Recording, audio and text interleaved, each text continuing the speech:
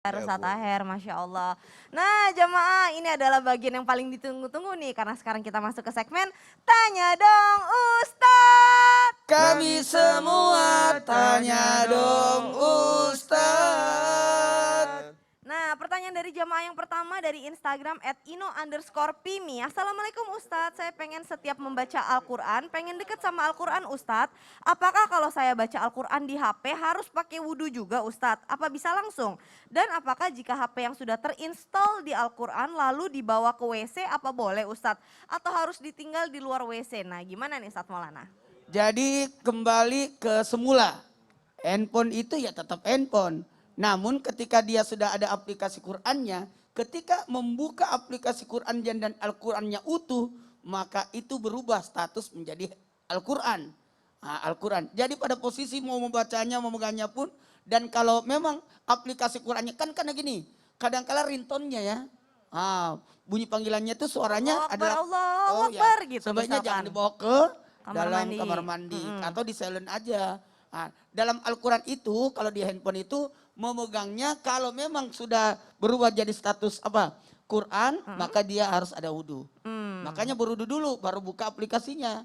Kalau membuka Quran karena jatuhnya jadi Quran. Kemudian membacanya pun beradab. Karena beradab bagaimana? Usahakan kalau bisa bersikat gigi lah, ada kiblat lah, duduk yang baik, menutup aurat. Bagaimana? Sebenarnya banyak adab-adab membaca Al-Quran. Dan yang berikutnya, bagaimana membawanya ataupun menempatkannya. Kalau membawa Quran, biasanya di tempat yang mulia, di hati, di dada.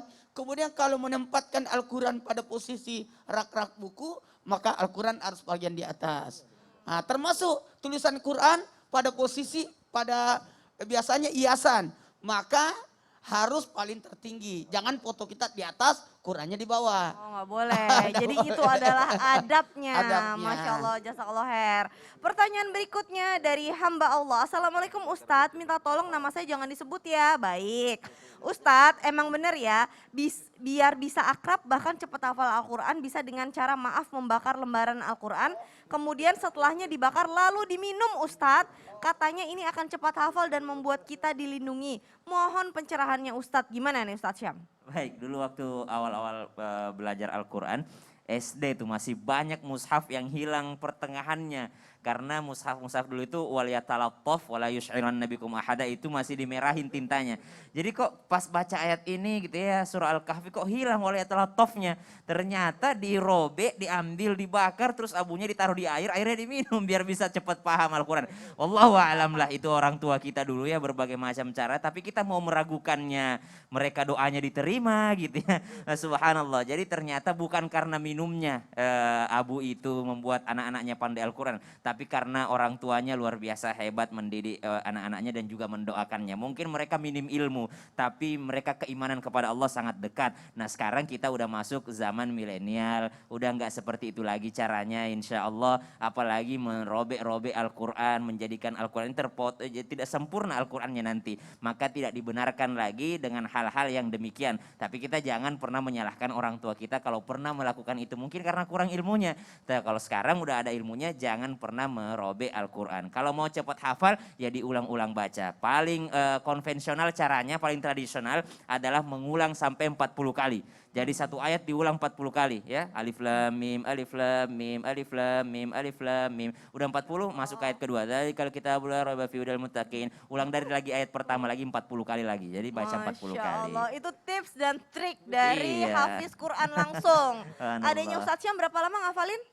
Nah yang nomor 2 itu 3 tahun. Masya Allah, tabarakallah, Kalau saya yang perempuan malu. yang paling cepat 9 bulan. Masya Allah, tabarakallah. Ya Allah, semoga anak-anak kita dimudahkan Allah untuk Amin. menghafal dan juga mentadaburi Al-Quran. Amin ya Allah ya Rabbal Alamin.